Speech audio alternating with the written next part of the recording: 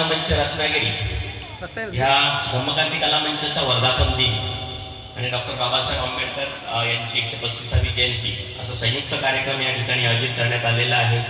या कार्यक्रमाचे अध्यक्ष, स्वागताध्यक्ष, उद्घाटक, सर्व विचार मंचावरील प्रमुख मान्यवर आणि आपण बंधू भगिनींनो, खरोखर मी माझं भाषण चालू करण्यापूर्वी हे सगळं घडवून आणणारे मनोज जाधव यांचा या ठिकाणी सत्कार व्हावा असं कदम गुरुजींना विनंती करतो।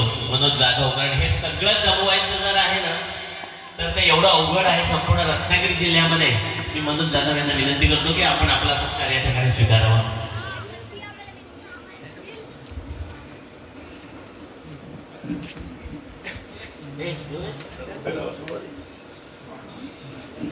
आपण बघतोय की त्याची धडपड ते खेडला कुठेतरी हायस्कूलचे मुख्याध्यापक म्हणून काम करतात, पण संपूर्ण रत्नागिरी, मंडणगडमध्ये कोण, रत्नागिरीमध्ये कोण, देवरूखमध्ये कोण, याचा सातत्याने डोक्यात विषय घेऊन असे कार्यक्रम आयोजित करण्यासाठी अहोरात्र मेहनत करणारे। महाराष्ट्रामध्ये ते त्या काय तो कुठला तो पंचायत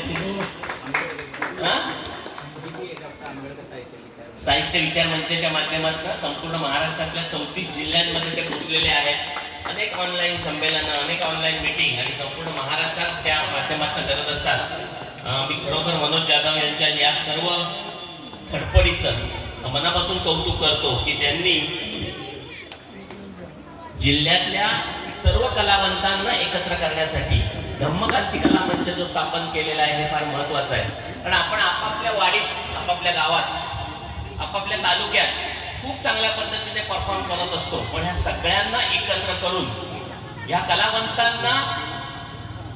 कलावंतांना जे जे फायदे सरकारी पातळीवर जर मिळाले पाहिजे त्याचाही प्रयत्न धम्मक्रांती करत असते। मग कलावंत मानधन इथपासूनचे सगळे अनेक गोष्टी, मी ज्या मंचावर उभा आहे हा मंच खूप कलाकारांचा मंच आहे याची मला कल्पना आहे। यासाठी इथले स्थानिक अध्यक्ष असतील, मुंबई मंडळाचे अध्यक्ष असतील, यांनी जी मेहनत घेतलेली आहे ही पण फार महत्वाचं आहे। 14 एप्रिलला डॉक्टर बाबासाहेब आंबेडकर यांची 135वी जयंती आपण सर्वत्र साजरी केली।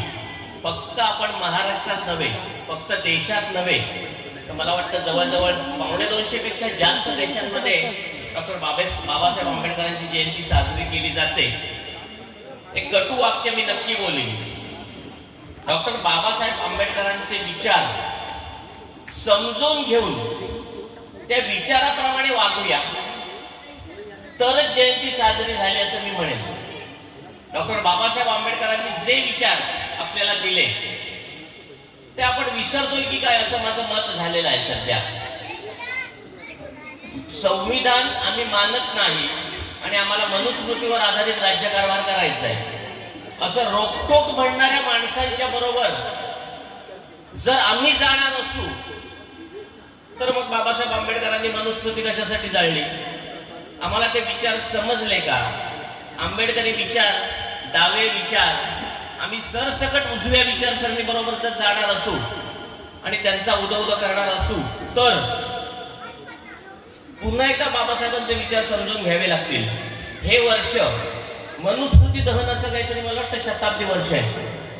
1927 साली 25 डिसेंबरला मनुस्मृतीचं दहन झालं। का दहन झालं? मनुस्मृतीवर आधारित राज्यकारभार आम्हाला करायचा आहे हे म्हणणाऱ्यांच्या पाठी जर मी फरफटत जाणार असेल तर मला बाबासाहेबांचे विचार समजले का याचा विचार पुन्हा एकदा करावा लागेल। म्हणजे मी कशा पद्धतीने जयंती साजरी करणार आहे, विचार समजावून घेऊन जयंती साजरी करणार आहे की 250 पेक्षा जास्त देश बाबासाहेबांची जयंती सिम्बॉल ऑफ नॉलेज वगैरे आहे म्हणून करतो, म्हणून मी सरसकट जयंती साजरी करणार आहे। मला ह्या मंचावरनं फार काय बोलायचं नाही, पण आपण हा एकदा तपासून बघूया मी कोणाबरोबर आहे। मी जर डाव्या विचारसरणी बरोबर आणि आंबेडकरी विचाराबरोबर नसेल आणि उजव्या विचारसरणी बरोबर असेल तर मी एकदा माझे विचार पुन्हा तपासून घेणं फार आवश्यक आहे। धम्मक्रांती कला मंचाचा वर्धापन दिन आहे पहिला आणि तो ह्या आंबेडगावी